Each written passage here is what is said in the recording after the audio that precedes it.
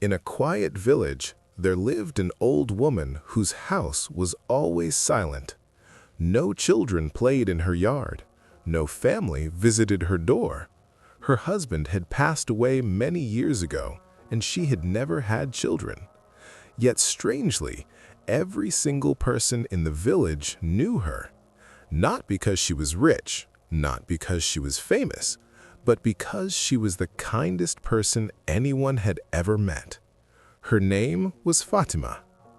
Every morning before the sun rose, Fatima would wake up. Her small house was old, but it was always clean.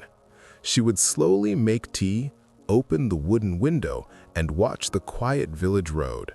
Then she would begin her daily routine. Fatima always cooked more food than she needed, not for herself, but for others. She would pack small containers and walk around the neighborhood. If she saw a poor worker, she would offer him food. If she saw hungry stray cats or birds, she would feed them with a smile. Sometimes school children would pass by her house. Fatima would call them gently. "Come here, my children. Do you want some warm bread?"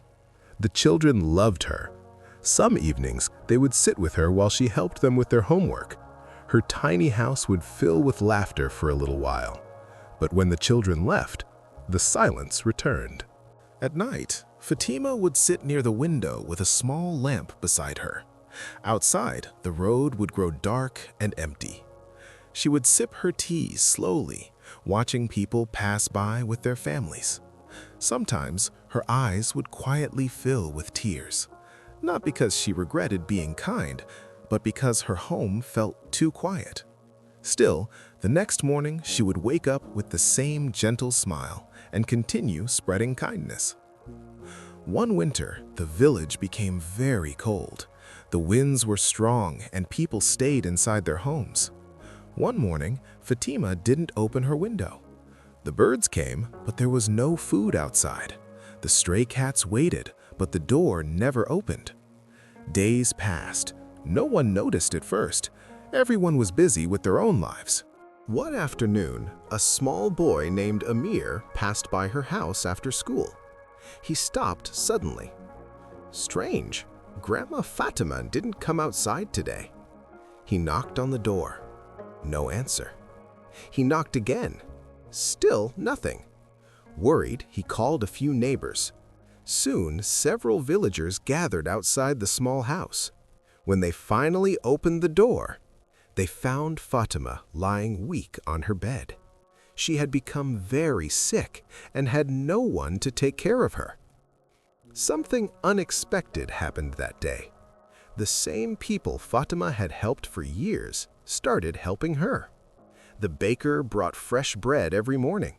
The doctor visited her for free. Neighbors brought soup and medicine. The children sat beside her bed telling stories. Even the delivery boy she once gave tea to came every evening to check on her. For the first time in many years, Fatima's house was no longer quiet. It was filled with voices, with laughter, with warmth. One evening, as Fatima slowly began recovering, the little boy Amir asked her something. "Grandma, why were you always kind to everyone, even when you lived alone?" Fatima looked around her small house. Now it was full of people. She smiled gently and said softly, "Because kindness is like planting seeds.